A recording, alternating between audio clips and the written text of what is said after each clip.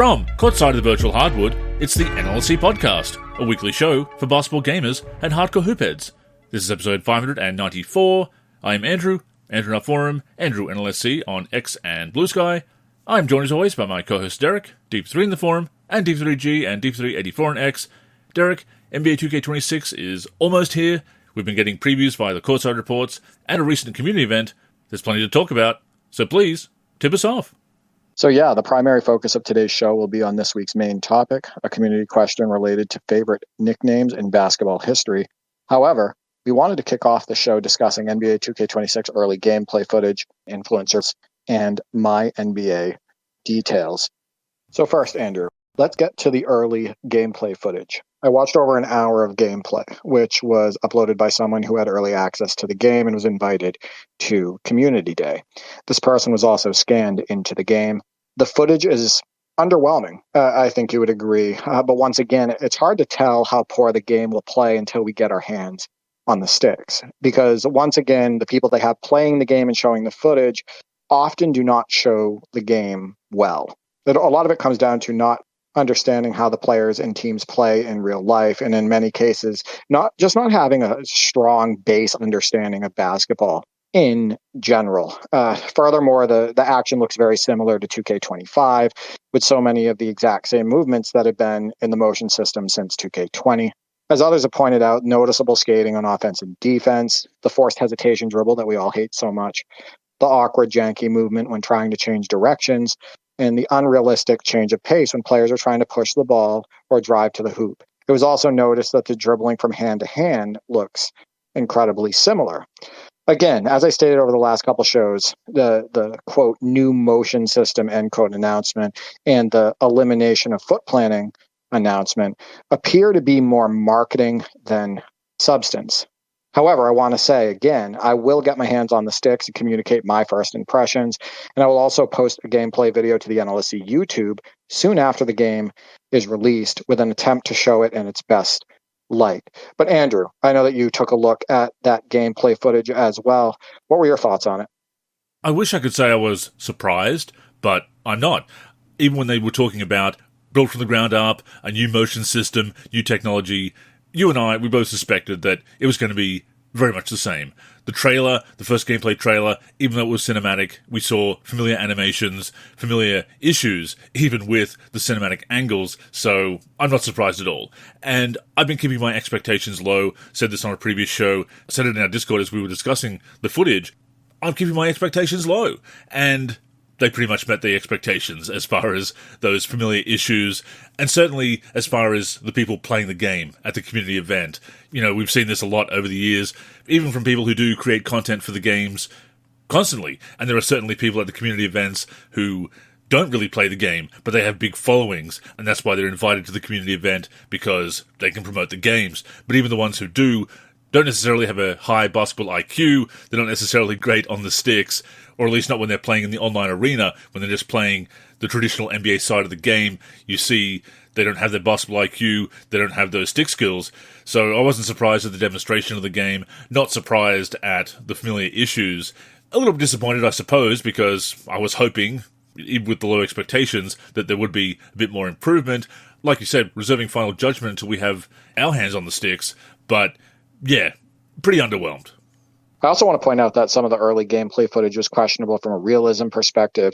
Many were questioning why 2K was promoting this. Footage of Angel Reese awkwardly out-rebounding Wembanyama, Yao Ming hook three, a traveling post move from KD, greening shots over and over again from half court. And most of the reaction to this footage was negative. A lot of the comments were, why are you showing this? why is this being promoted? We don't want this in the game. So I think I know what they're trying to do, by having the creators show some of this footage and have it promoted on social media. But I don't think that stuff is hitting with most people. So let's talk about silencing critiques and criticism. As everybody knows, Andrew, 2K invites countless influencers to Community Day each year. When they are invited, they get perks, swag, and it appears many get scanned into the game. They get early access to the game, as well.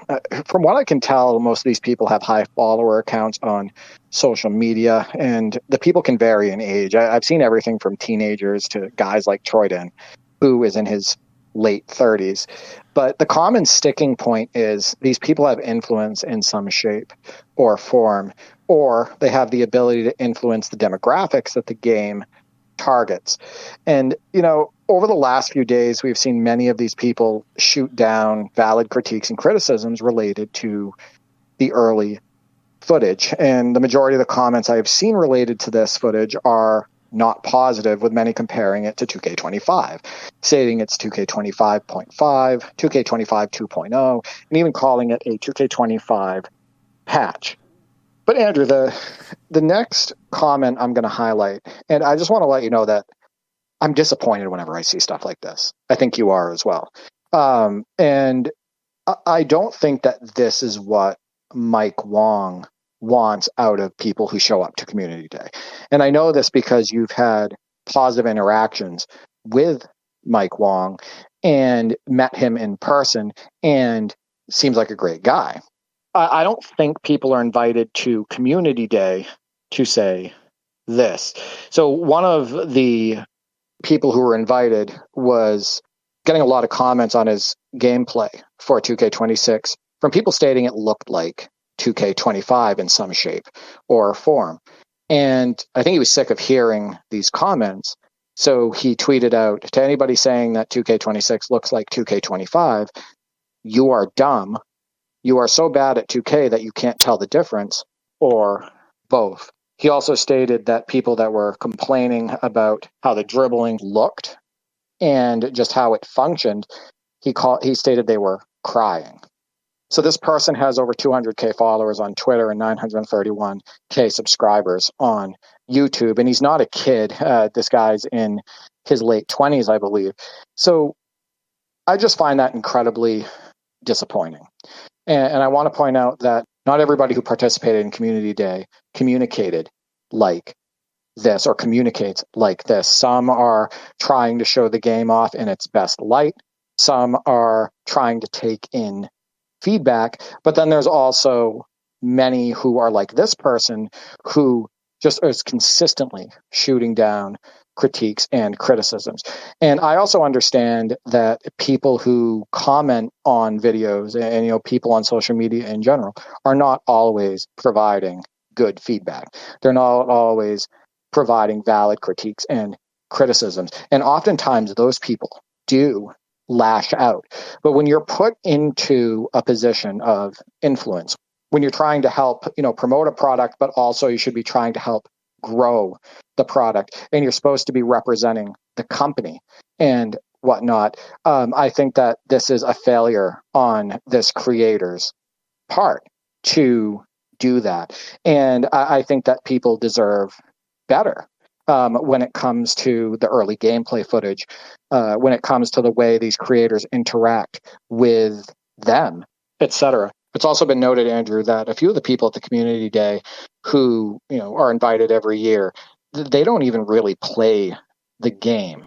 And I also find that incredibly disappointing, because really the only reason they're there is because of having high follower accounts, because they'll be able to promote the game. Absolutely. Because they're going to get the game in people's heads, that it's going to get them to pre-order, etc.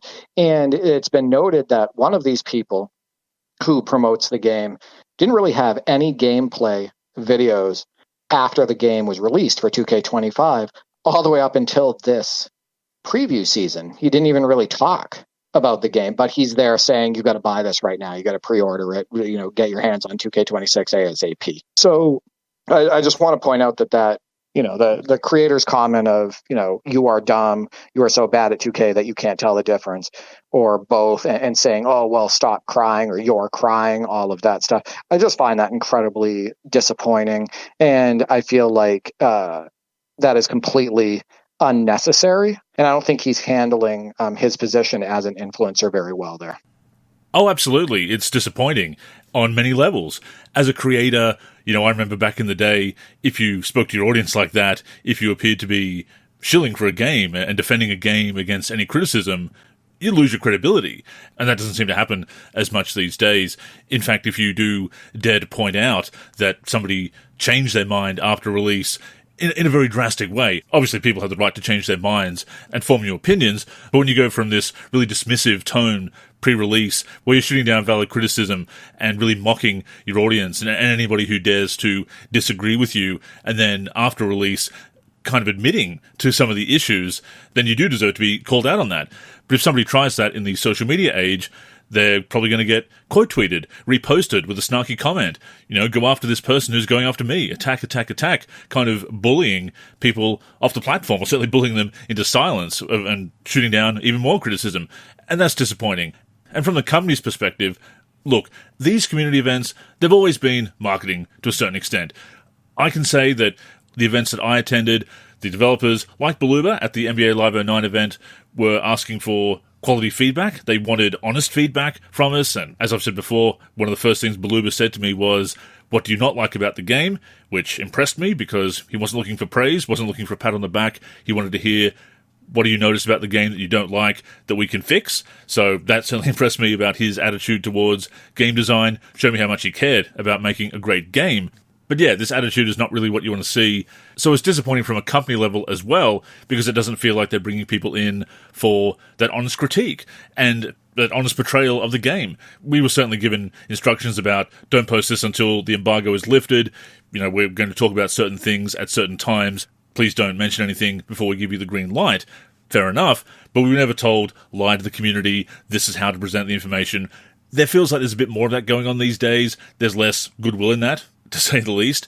And of course, they were looking to bring in the hardcore fans, the content creators, or what we now call content creators, who were passionate about the games, knowledgeable about basketball games, NBA Live back in the day, NBA 2K now, and get that quality feedback and kind of acknowledge that support and acknowledge that enthusiasm for games and that knowledge of basketball gaming and tap into that as a resource. Now, it does feel a lot more commercial. Like you say, bringing in people that don't really play the games, don't really cover the games, but they do have a lot of followers, a lot of subscribers, so they have a great reach. It's definitely more about promotion than tapping into the community for quality feedback. So it feels anyway. And yeah, that is disappointing. Like I said, if you towed the line like that, if you shilled, if you try to make excuses, if you try to portray the game in a certain way that didn't live up to the expectations, you'd certainly take a hit to your reputation, and understandably so. So it's disappointing from a content creation standpoint. I guess it's the nature of the beast with content creation becoming such a lucrative career, but it's still disappointing. And again, disappointing from the company's perspective, not having that goodwill, not bringing in people for their knowledge and their passion, but simply to promote the game. Yes, it's always been marketing, but yeah, now it feels very commercial. Well, two things. One, this person has almost 1 million subscribers on YouTube, Andrew, and over 200K followers on Twitter. And that's how you're going to treat them. Like the people that subscribe to you, your followers, a lot of those people are, looking at your footage and they're making critiques and they're making those comments. And those are the people that put you in that seat at Community Day, right? Without the subscribers, without the followers, without that high follower count and that influence, he wouldn't have been invited. Definitely. Right? So you don't treat those people like that. And that's also not a good way to handle your brand. The other point I want to make is if feedback is mostly this looks like 2K25, right? Or I saw this in 2K25 and I didn't like it and it's still here. Or, this looks like 2K25.5, et cetera. You can acknowledge that as a creator and state, I hear where you're coming from, but here are the advancements in the game, right? Here are the enhancements that were made. This is what I like about, how it feels. This is how it feels different. Explain yourself, right? Don't call people dumb. Yeah. Right? Don't tell people that they suck at the game because they're critiquing the footage and saying it looks like something that they don't want to see. Like, say, I hear you, can you explain yourself better if you want for, more of an explanation, but also state, hey, this is what I like about it. These are the enhancements I like, et cetera. Be detailed and explain. I think it was a really poor way of this person handling their brand, handling their followers who put him in that seat. at Community Day, who, because like I stated, without them, he doesn't get the invite to go out there. He doesn't get flown out there. Right. So, like I said, overall, I'm just disappointed. And I'm going to get my hands on NBA 2K26, and I'm going to form my own first impressions. I will be honest about those, and I'll provide clear and detailed feedback on the show. I invite anybody who watches my videos on YouTube to give critiques about the footage. Let me know what you like, what you don't like, what you'd like to see, etc. And, I'll try to put something good out there for you. And, I'll acknowledge your comments as well. So, that's really all I have to say about that. It's more just about disappointment, Andrew. Oh, absolutely. Like you say, there is a much better way of handling that. You can say, I realize it may look similar, but let me tell you, it feels really different on the sticks. It's not the same, in my view, and like you say, here's why. Go on to actually explain, here's why. So if you want to push back on that criticism, those comments, there is a classy way of doing that. And it informs people as well. And respect, right? And, when you're building your brand, you want that respect, right? You want people to be able to go to you with their concerns. They want to be able to provide feedback to you so you can provide it to the company in hopes of making, improvements to the product and whatnot. But do you think anybody really wants to critique the game, to this guy? Do you think they want to give feedback to this guy who said you're dumb? Yeah. And stated, you suck at the game if you think it looks like this? Like, I wouldn't want to give my feedback to that guy. Certainly not. And I would want to continue supporting the content, to be honest, whether it was monetarily, through those avenues of Patreon or channel subscribers, etc., and certainly not with time and eyeballs either. Like you say, have respect for your audience. When you get a response like that, it certainly doesn't scream, I'm going to pass along your feedback. I'm going to represent you at the community event. I'm going to represent the community as a whole and stand by gamers. I'm going to stand by the company that's giving me perks and access. And I understand it because it's so important when you are a content creator who's made that your full-time career. But yeah, it is totally lacking in integrity for sure. And also, you know how much I hate the whole get good crowd, Derek, and that get good rhetoric. We need to stop blaming every kind of criticism on, oh, it's a skill issue, oh, get good, or you're dumb, you're stupid, or you're bad at the game, whatever. That can't be this blanket rebuttal to any kind of criticism, because there's a lot of people who know the games very well, and they're good on the sticks too. So yeah, I'm absolutely fed up with that rebuttal of get good, skill issue, whatever, that anyone who has any kind of criticism about anything doesn't know what they're talking about, has no knowledge, has no skill, is just a hater, whatever. It's just become such a tired, thought-terminating cliche. Yeah, I agree. I also want to point out that, I haven't always communicated the best in the past either, when it comes to either communicating with the devs for either franchise, when it comes to the thread that I made on, Twitter, which got promoted on Reddit, calling out the roster issues, the rush jobs and spreadsheet copy and paste. I could have handled that communication a little bit better. And I know that, and I learned from that, right? I feel like I'm a better communicator than I was back then. And I'm able to provide feedback without that tone, right, that I had in that thread. So I know, we're not perfect. And nobody's perfect. And I just want to point out that hopefully, the person who, posted that tweet, he learns from that. I think maybe he questioned it after he sent it. I'm guessing maybe, he regrets posting that. That would be my guess. Maybe he'll grow from that situation and, handle a situation like that better the next time. Hopefully so. And to your point, yes, we all have made mistakes. None of us are perfect. We do learn from our mistakes. It's kind of like that old Michael Jordan ad, Derek. I failed over and over and over again in my life, and that is why I succeed. We learn from those shortcomings, from those failures, from those mistakes, and hopefully become better people, better in everything that we do. And my final comment here, as someone who has attended community events in the past, it is very easy to get dazzled. They are trying to put on a show for you. They're doing nice things. They're giving you perks. They're giving you access. I was taken to the 2007 draft, Derek, in New York when they held the NBA Live 08 community event there. That was a big deal. You still have to look past that. Certainly appreciate the opportunity they're giving you and them going out of their way to bring you in and help you out with your content and make it a fun experience, but you still need to stand by the community. Stand by your fellow consumers. Judge the game by its merits. Be honest with your audience. As you said, Derek, they're the ones that got you there by supporting your content.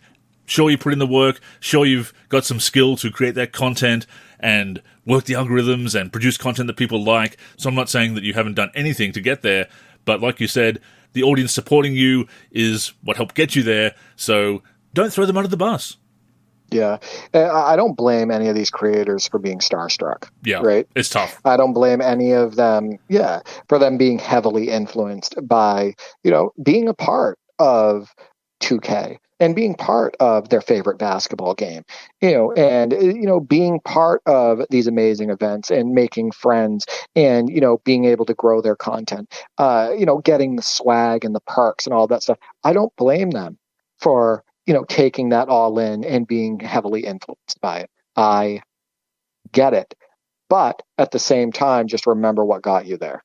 Remember who got you there, right? You obviously put in the work, but again, without the subscribers, without the followers, without the people supporting your content, you wouldn't have that seat. Before we go on, a reminder that the NLSC podcast comes out every week on the NLSC, MBA-live.com, as well as our YouTube channel. We're also on Spotify, Apple Podcasts, and other podcast apps. If you're listening on any of those apps, we'd greatly appreciate a review. To keep up with the show and everything we're doing with basketball gaming in general, connect with us on social media. On Twitter and Facebook, we are the NLSC. We also have an Instagram, NLSC Basketball, and on YouTube, we're youtube.com/NBA Live Series Center.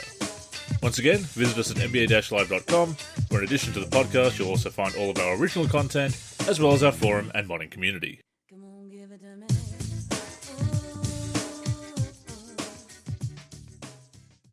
So, Andrew, before we get to our main topic about favorite nicknames in basketball history, I believe that you wanted to go over MyNBA news.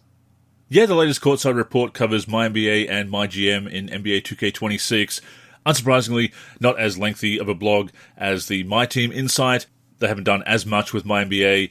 It's not their money-making mode, obviously. But there were some interesting tidbits, starting out with playoffs mode can now be played online with up to 16 users, each controlling a team. As with the offline version of the playoffs, there's going to be in-depth postseason presentation and atmosphere. But one of the big things that they're advertising, Derek, is that simulation has been tuned to run 8% faster on average and up to 26% faster compared to simulating through seasons in NBA 2K25. There's also going to be 3 simulation speed options: faster, where seasons are simulated quicker and the trade logic doesn't consider all possibilities; smarter, where teams use more advanced trade logic but seasons are simulated slower as a result; and normal, which is going to be a balanced approach to speed and trade logic. So there's some good news. They did allude to the trade logic considering all kinds of scenarios, especially when you use that smarter option. But while this is good news, I think a lot of people were disappointed by the blog because it didn't mention a lot of bug fixes or other enhancements.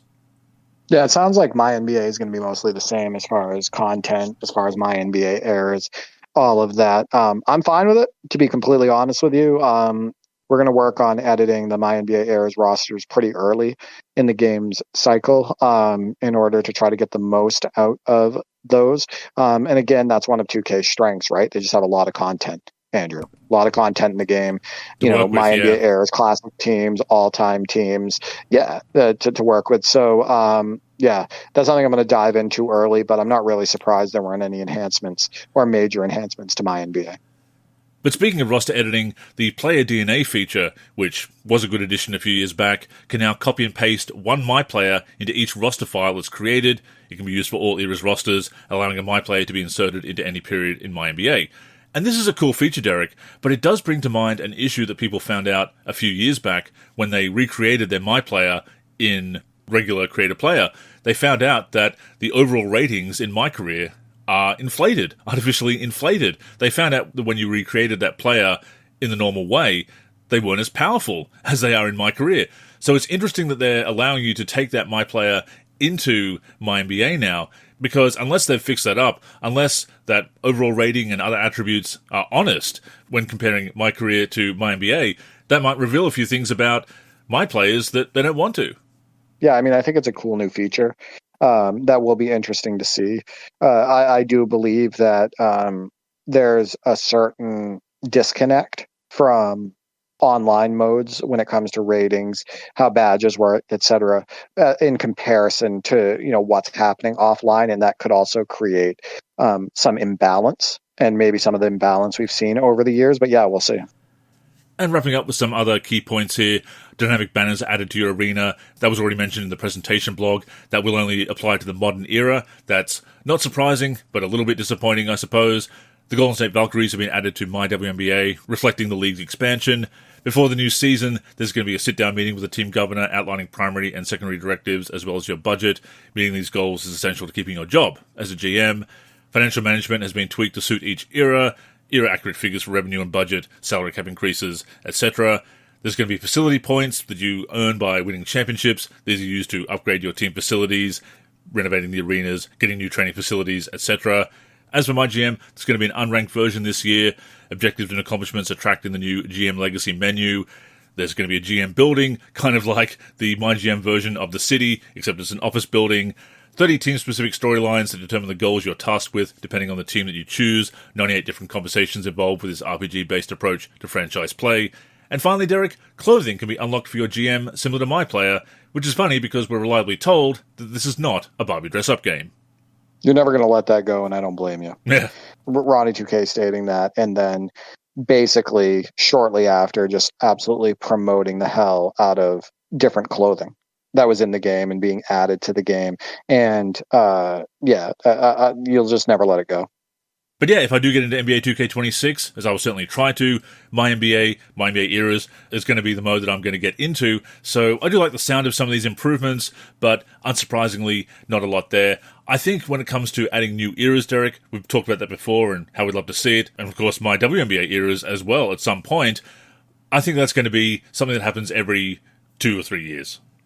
I agree. And I think, what we'll be getting into is similar to what we did last year. We'll probably have a WNBA season or a couple WNBA seasons. We'll have a MyNBA era season after we've edited one of the eras, probably the Kobe era or the LeBron era. Those are probably going to be the most appealing to us as far as, adding those rosters and getting those players and teams out on the floor.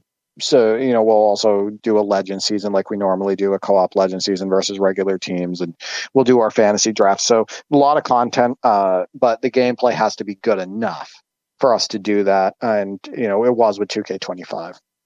So let's get to our main topic today, Andrew. Favorite nicknames in basketball history. This topic was suggested by Lava One legend Roger Ward. So thank you for that. This was also turned into a community question where we received many responses. However, Andrew and I will share our choices first. We chose our favorite nicknames in basketball history. So, Andrew, what's one of yours? Well, as usual, Derek, I'm going to have to be predictable here and say Air Jordan, Michael Jordan. What an iconic nickname, right? I mean, it's named a shoe. It becomes his airness, his royal airness, Sir Altitude in Space Jam, of course. We're talking about the GOAT. We're talking about the most iconic player in the history of basketball. How can you go past his nickname of Air? You can't beat that. And he also had many other nicknames, but that's the one that sticks out the most. I have to go with the Doctor for Dr. J. Julius Erving. On CBS this morning, Dr. J said the name originated from a high school friend, even though people began trying to dub him things like the Claw, which is now Kawhi Leonard's nickname, Andrew. That's funny. And Black Moses. He explained, when I got to the Rucker League in New York City, I was already 21. It was my junior year of college, and I was going to play on that stage before my first pro season. And they started calling me all kinds of nicknames because of the antics on the court. And I went over and corrected them and said, look, if you're going to call me anything, just call me the Doctor. Because, my best friend in high school had given me the name the Doctor, and I'd given him the name the Professor. And we graduated high school together, went to college together, and shared those nicknames. He said I had a lot of moves, more moves than Carter has liver pills. So I think the name, the Doctor, it fits because his game was surgical, Andrew. He was precise in his movement, no wasted movement at all. You could say that the way he dismantled defenses was surgical. So yeah, I'm going with the Doctor. That's a great one as well. Absolutely iconic. And whether it's the Doctor or Dr. J, like you said, that surgical precision that he operated with, the scoop layup, all those other incredible, breathtaking moves. Yeah, absolutely a great nickname. So the next one that I'm going to mention is the Rain Man, Shawn Kemp. Obviously a great pun on the weather of the Pacific Northwest there in Seattle, the way he just rained over the city as well. Yeah, I like the creativity of that, and just the way that Kevin Calabro talked about how the Rain Man has struck when he just powered into the lane and threw down a dunk. Just so memorable because of that. Yeah, and it's a great nickname when people today still use it all the time, and even the younger crowd knows, the Rain Man, Shawn Kemp. I also want to point out that these choices, and I would say probably for both of us, are not necessarily the best nicknames of all time or what we think are the best nicknames of all time. It's just some of our favorites and some that we find rather interesting. So next, I have to go with Bob Cousy's nickname, the Houdini of the hardwood. The nickname Houdini of the hardwood originated with legendary Boston Celtics point guard Bob Cousy, who earned the name from sports writers for his seemingly magical, elusive, and creative ball handling skills. His flamboyant style of play was revolutionary for the NBA in the 50s and 60s. And you watch that footage. There's actually been a lot of Bob Cousy footage uploaded to Twitter recently showing his dribbling, his passing, and everything. And even a lot of the younger crowd has been marveling at it and stating, wow, he was amazing, and he'd still be amazing at passing, if you put him in today's modern game and whatnot. His game truly was amazing for its time, and I think it was just amazing in general. Yeah, that was actually my next pick, is the Houdini of the hardwood for Bob Cousy. The Coos is obviously a bit easier to say, a bit shorter, but again, the creativity of that nickname. And I know we got used to saying things like C-Web and D-Rose and CB4 or CB1 for Chris Bosh, and they're effective to refer to players in a pinch with a short nickname like that, but the creativity of something like the Houdini of the hardwood, it's just really cool to me. Next, I'm going with White Chocolate, the nickname given to Jason Williams. The nickname White Chocolate for Jason Williams was coined by Stephanie Shepard, a Sacramento Kings media relations assistant, during his rookie year. Shepard created the name because of Williams' unique, flashy, and exciting play style, which she compared to the dynamic streetball games she'd seen. The name highlighted his flash and pizzazz. It was a significant departure from traditional white players at the time, making the nickname stick. And there was obviously some racial context to it. The nickname also had a racial component, as it pointed to a white player with a style often associated with black players, a perception that was a bit controversial at the time. But how cool is the nickname White Chocolate? Everybody still uses it today.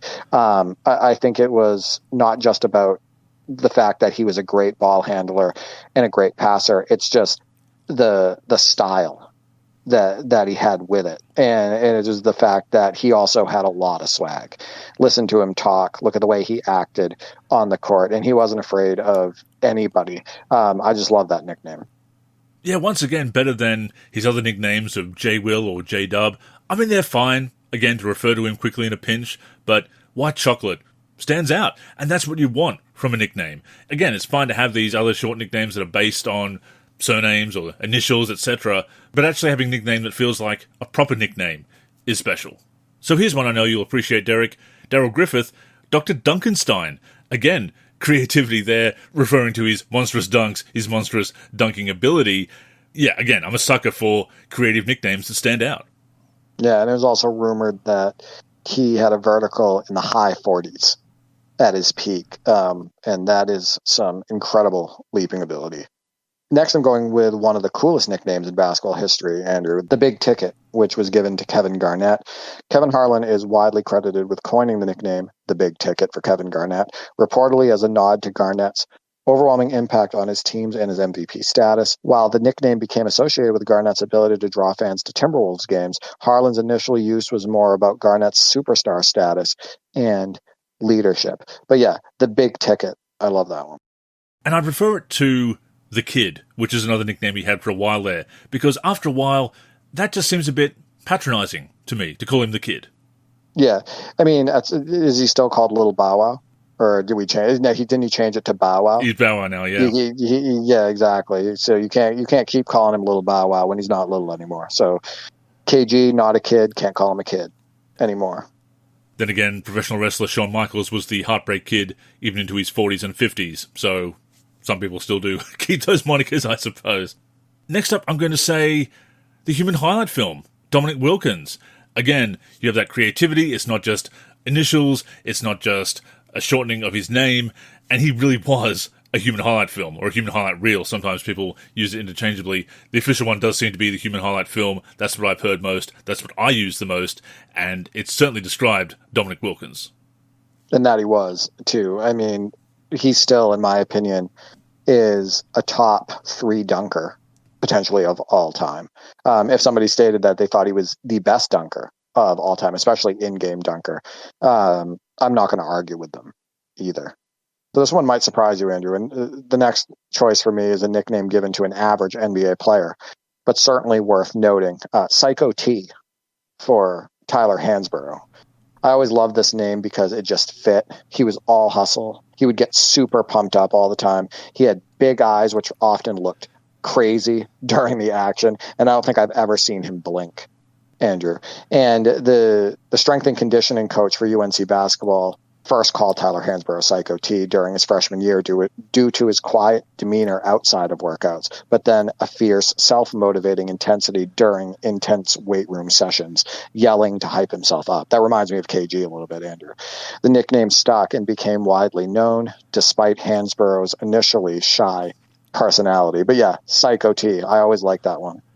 And there have been some role players over the years that have had some cool nicknames. We think of the nicknames of the great players and how they would be called out over so many great highlights in so many highlight reels. But yeah, some very cool nicknames for the role players as well. And before I get to some honourable mentions, Derek, I'm going to have to say for my last pick, Hakeem the Dream Olajuwon. I just love the way it rhymes. Certainly had moves right out of a dream. So yeah, a very apt nickname for Hakeem. And for my last choice, before we get to the honorable mentions, I'm going with Kawhi Leonard, nicknamed The Claw. It's not entirely known how he got this nickname, but it was popularized by San Antonio Spurs teammates, possibly initiated by Boris Diaw, due to his exceptionally large hands and defensive skills. The nickname, referencing his ability to disrupt opponents and his massive hands, became a significant part of his identity. And, The Claw, the glove, and then Gary Payton II, they're calling him the Mitten, Andrew. Yeah, I love nicknames like that. Very fitting, absolutely. I remember actually the Claw was a nickname you could unlock in NBA Street Home Court if you got a lot of steals. And that was way before Kawhi Leonard's time in the league. So before we get to the community's responses, I do have some funny ones from the article that I shared. So there's a Wikipedia page for basketball player nicknames, and it has pretty much all the relevant ones on there. But it also has some funny ones. One is for Purvis Ellison, out of service Purvis, because of his frequent injuries in the NBA. And I remember that vividly as a Celtics fan. Oh, yeah. In the 90s. Steve Nash, Hair Canada, like a playoff of Air Canada for Vince Carter, but Hair Canada. Frank Ntilikina, the French Prince, like the Fresh Prince, Andrew. Dirty Dirk for Dirk Nowitzki. I always like that one. Dirty Dirk, that's used often. The Jewish Jordan for John Shire. And for Bronny James, which this is just something that's been used on social media a lot, and it made it into the wiki, La Sperm. And that got a lot of laughs on our Discord. But yeah, I thought those were some funny ones. I do have some honorable mentions for nicknames. Magic Johnson. I mean, his real name is Irvin Johnson, but Magic became so popular that in all the video games, or at least most of them, instead of E period space Johnson, it's M period space Johnson for Magic Johnson. Probably the most used nickname of all time. The Admiral for David Robinson, the Answer for Allen Iverson, Rick Smits, I really like the Duncan Dutchman, Marcin Gortat, the Polish Hammer, Mare Stoudemire, Stat, which apparently stands for Standing Tall and Talented, and he also did put up numbers, Robert Williams, Time Lord. That was another one that I always liked because he was always late. So yeah, those are some honorable mentions. Yeah, I love those funny ones, and those honourable mentions as well. The honourable mentions that I'll throw out there, Thunder Dan for Dan Marley, The Pearl for Earl Monroe, much like Hakeem, you've got that rhyming scheme there, Earl the Pearl Monroe, The Worm for Dennis Rodman, 3D for Dennis Scott, having D being his initial, and the 3 being a three-point shooter. Skywalker for David Thompson. Of course, Kenny Skywalker for Kenny Walker. And one for coaches, Phil Jackson, the Zen Master. So let's get to the community responses. So first, we're going to actually start with Discord this time.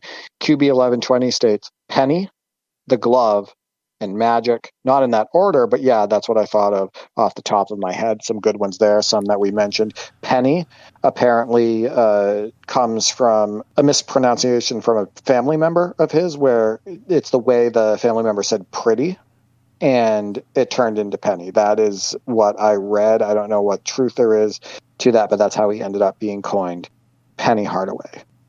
Coined Penny. I like it, Derek. Yeah, apparently that was his grandmother. And of course, Grandmama, Larry Johnson, just to throw another one out there. Which was mentioned with the next response. Vin states, Vinsanity, Rip for Rip Hamilton, and Grandmama. Rip was so popular that I believe that also made it into a couple video games. Instead of Richard Hamilton, it was Rip as his first name. NBA Live 2002, yeah. Juicy Shack Meat states The Beast for Ben Wallace. And he states, sorry, Andrew, because he knows you're not fond of Ben Wallace. He stated, I couldn't find an official source of this nickname aside from NBA Live 2003, but I love that nickname as it does its simple job describing how menacing Wallace can be on defense and rebounds. Not with the Bulls, though, Andrew, right? Not so much. Despite being a short center, officially listed at 6'9", but I heard his actual height is 6'7". Next, he states Irvin Magic Johnson, another simple yet iconic nickname that aptly describes his playmaking skills packaged with the tall physique he possessed, the charismatic smile he wears, along with his competitive nature. And then he states Chocolate Thunder, Daryl Dawkins. The imagery of a thundering dunker is too powerful and undeniable for me, and the unusual combination of those two words definitely make the nickname stand out. And Daryl Dawkins also had his own nicknames for a plethora of his own dunks. Yeah, we could dedicate a whole show to the names of dunks, and Daryl Dawkins would cover a lot of names for his dunks. Yeah, Magic Johnson, like you said, when it's used more than your actual first name, when it becomes kind of your official name on basketball cards and roster listings, etc., speaks to what an iconic name it is. And like Juicy Checkmate said, absolutely describes the way he was a wizard with the basketball. And of course, Ben Wallace also Big Ben, named after the bell in the clock there in London. Of course, the tower itself and the clock also called Big Ben these days. It just refers to the whole thing, but originally did refer to the Big Bell. And of course, you had Big Ben with Ben Wallace and Little Ben with Ben Gordon for a while there on the Bulls, though I much preferred Ben Gordon on the Bulls to Ben Wallace. Pep states Charles Barkley, round mound of rebound. Just look at Chuck and his game, and yes, he's one of the greatest rebounders of all time. Jason Williams, White Chocolate, nicknamed after his flashiness, his skills, and style. Patrick Ewing, King Kong, because basically for my whole life I thought this is his real nickname until one blogger did an investigation and discovered that it was given to him back in the 90s by one of the Polish commentators, and no one outside Poland called him that name. The roots of this nickname are most likely in Adidas posters with Big Ewing on a NYC skyline background. And he states honorable mentions Penny, Muggsy, Mookie, and of course Pearl Jam. The rock band Pearl Jam named an album Mookie after Mookie Blaylock. Magic and Pooh, so for Pooh Richardson. And he states if your nickname became your name, you know it's good. Yeah, same thing with Magic Johnson. Absolutely.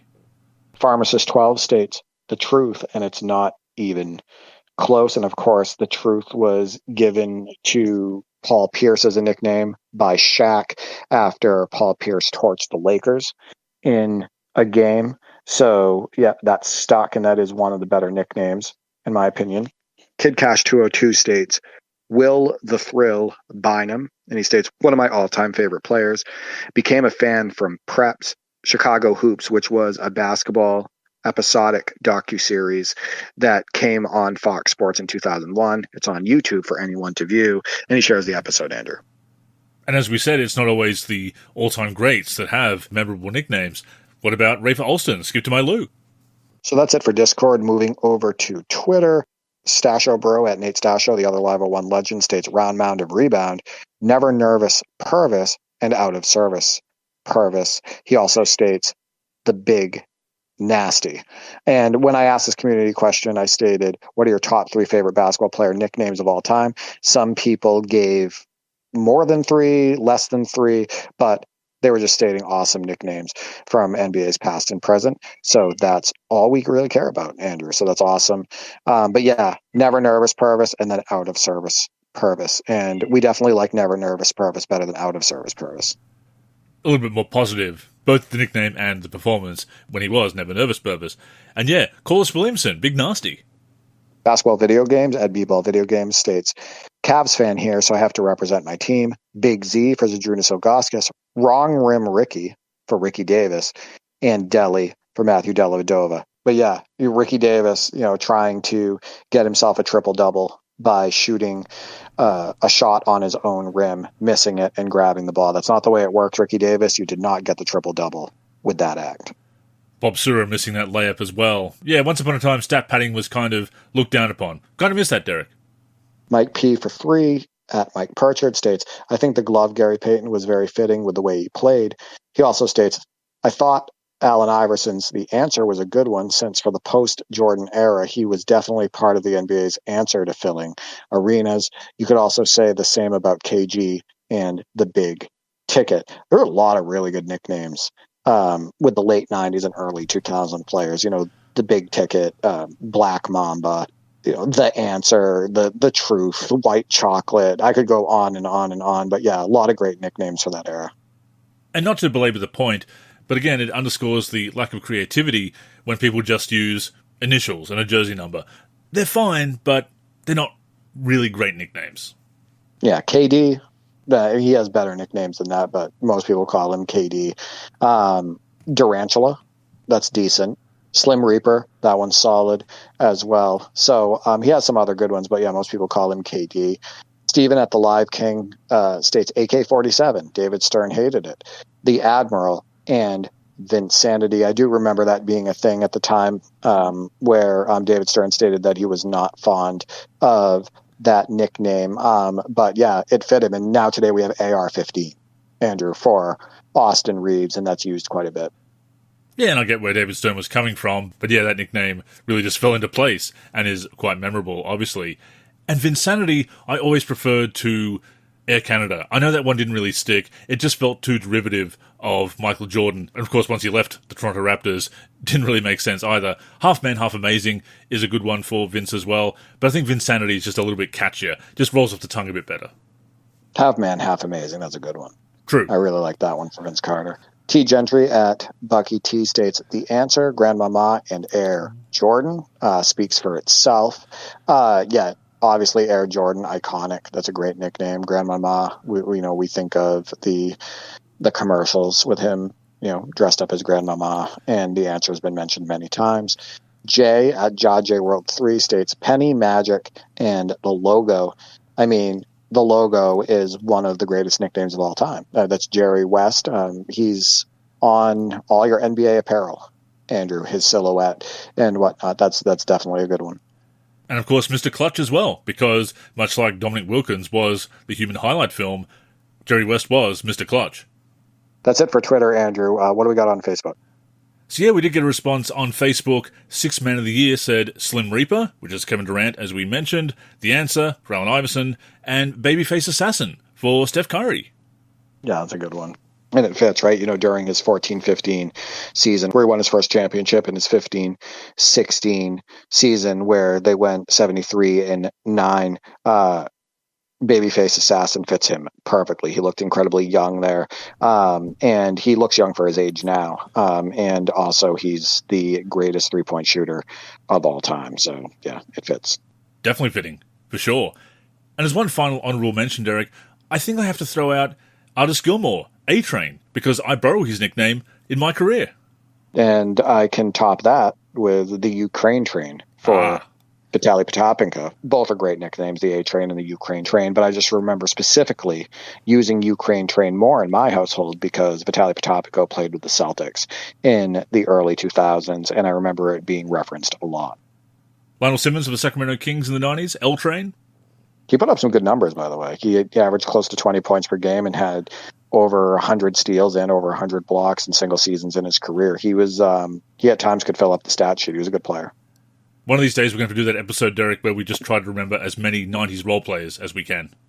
Yeah, I mean, I think we'd be in pretty close competition with each other if it turned into a competition, because we love that era of basketball, Andrew, and we were so into the video games at that time and putting all of the teams on the floor and watching as much basketball as we could. And, for me, I was collecting basketball cards and, we had the almanac and everything. Yeah, I think that would be pretty close between you and I.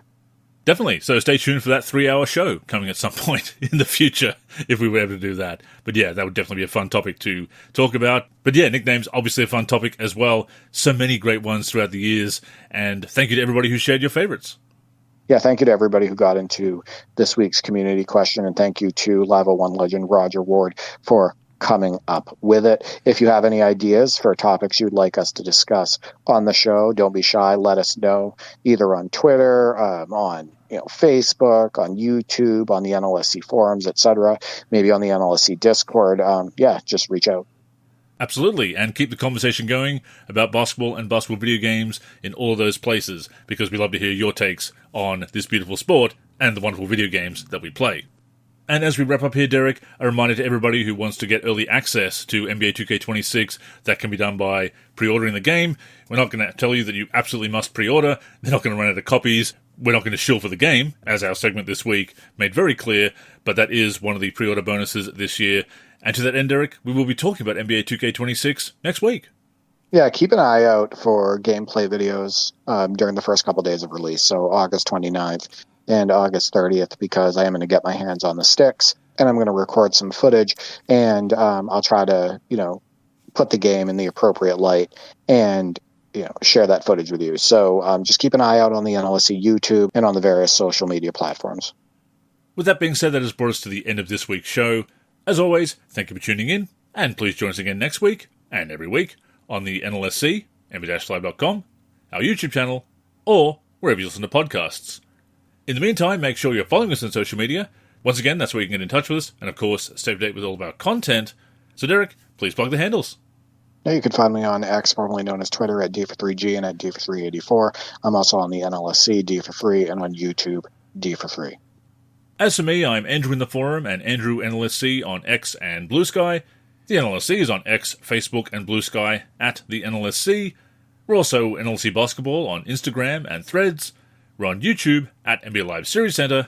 And of course, keep it locked to the NLSC itself, nb-live.com, for everything we do for basketball video games.